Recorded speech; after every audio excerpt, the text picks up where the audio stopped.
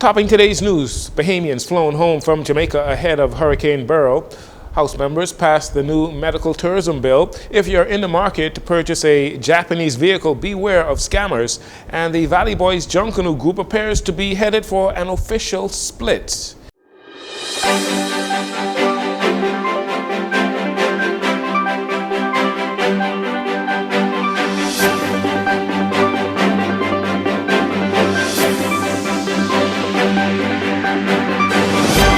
Good evening, Bahamas. I'm Jarino Saunders. This is your JCN Evening News, and it is definitely a pleasure to have you join us this evening. Before dangerous Hurricane Beryl impacted Jamaica today, the Ministry of Foreign Affairs announced that the cabinet decided to dispatch a 50-seater aircraft to Jamaica on Tuesday to fly Bahamian citizens wanting to leave Jamaica ahead of the storm back home for safety reasons. The flight arrived in Nassau around 8 p.m. on Tuesday night, and among the government ministers there to welcome the Bahamian students home was the Minister of Foreign Affairs, Fred Mitchell, who also shared details on Bahamians on other Caribbean islands that are in the path of Hurricane Beryl. Students from the Bahamas were airlifted by their request from Kingston, Jamaica, in the face of Hurricane Beryl. Students in Barbados, the Bahamians there chose to stay, and all went fine. I thank the officials of Bahamas Air, including the chair of the board, Ms. Pratt, the Jamaican government, and our Consul General Advita Knight in Jamaica for the assistance in making yesterday's evacuation possible. The pilots and flight attendants of Bahamas Air were magnificent. Our Director General of Foreign Affairs and her staff, Jerusha Ali and her staff, were airlifted out of Grenada late last night and are home safely. Thank you to the pilots there and our benefactors who were responsible for the logistics. The Minister of Education, Glenys Hannah Martin, and the Minister of Labor, Pia Glover Rowe, were also at the airport to greet the students. As Hurricane Beryl continues to plow its way through the Caribbean, it has left massive amounts of damage, destruction, and loss of life on several of our CARICOM partners. Minister Mitchell says the Bahamas government will be assisting those countries. We've sent out messages of support to the Prime Ministers in the Caribbean. They are Mia Motley of Barbados, Ralph Gonzalez of St. Vincent and the Grenadines, Philip Pierre of St. Lucia, and Deacon Mitchell of Grenada. We sent hurricane relief supplies to Grenada, and more will be sent to St. Vincent and the Grenadines and Grenada today. Both Grenada and St. Vincent and the Grenadines received serious damage from high winds and storm surge from the passing of Hurricane Beryl. Despite the lack of support by the official opposition, the government passed the Longevity and Regenerative Therapies Bill on Monday evening. According to Prime Minister Philip Davis, the new bill will set stringent guidelines for the industry to ensure the highest possible standards.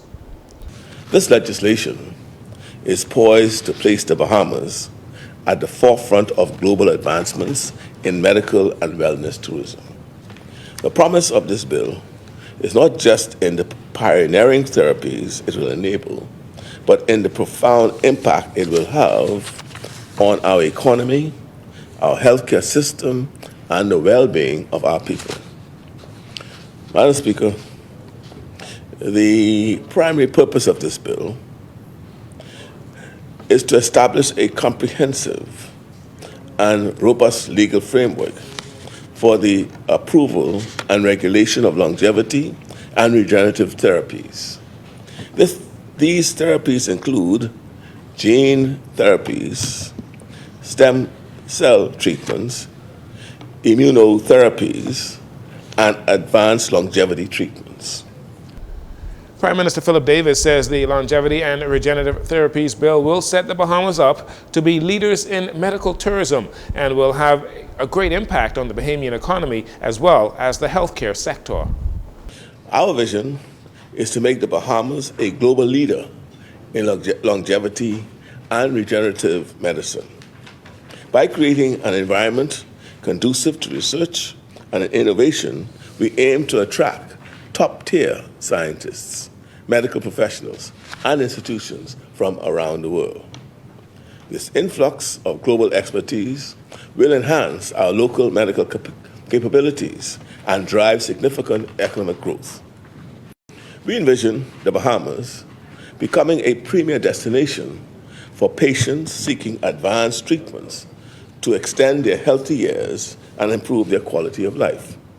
To ensure the highest quality and standards are maintained, the new bill also provides for the introduction of a National Longevity and Regenerative Therapy Board comprised of experts in the fields of medicine, science, ethics, and law. An ethics review committee is also established, and they will play a crucial role in maintaining integrity and ethical standards with the industry.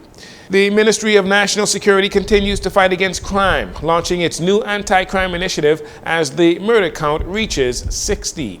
The National Security Minister, Wayne Munro, made the announcement amid critiques from the opposition that the government's anti-crime plan and new anti-gang legislation are both failing. Well, Minister Munro is now urging all Bahamians to get involved in making the Bahamas crime-free through their latest anti-crime campaign. A crime-free looks like me campaign, and this campaign identifies some of the positive programs that align with Vision 2040 action plan for our young people. These will be but a few of the programs that are available to our young people, and we're encouraging more individuals and organizations not only to do their part, but to notify us of the part that they are doing. And the hashtag is crime-free looks like me. Minister Munro reveals this summer the ministry will also launch community camps to lead children away from crime and towards artistic expressions.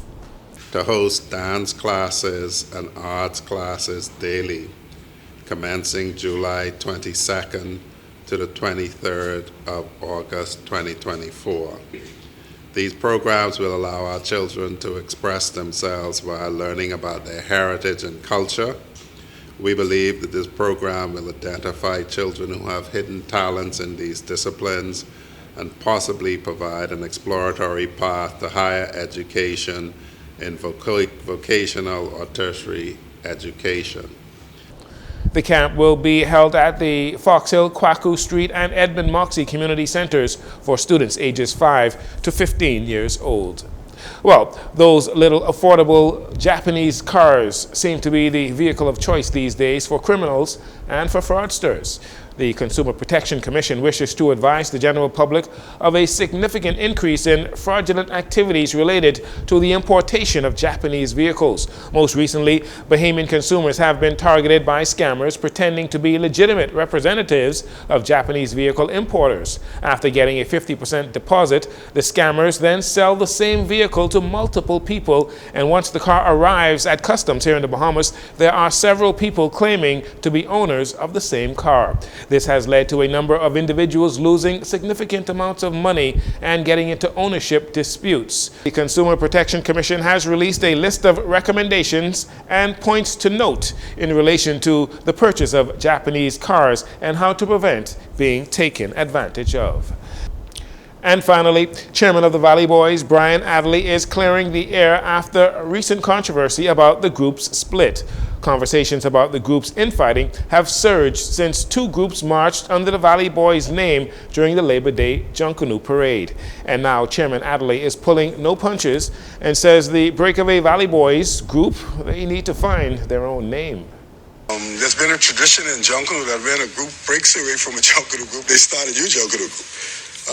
And so we invite those that have broken away to do just that, to go and start a new Junkanoo group, find another name for it, and whenever they are registered to participate in Boxing Day and New Year's, we'll be happy to compete against them.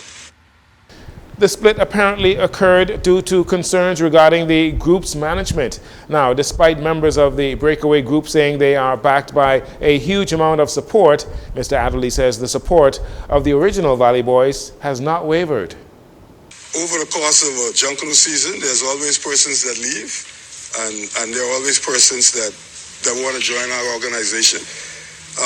Without fear of contradiction, without sounding arrogant or offending some of my fellow Junkanoo leaders and other Junkanoo groups, everybody wants to be a part of the Valley Boys. And so if one person leaves, 5 more want to come and join.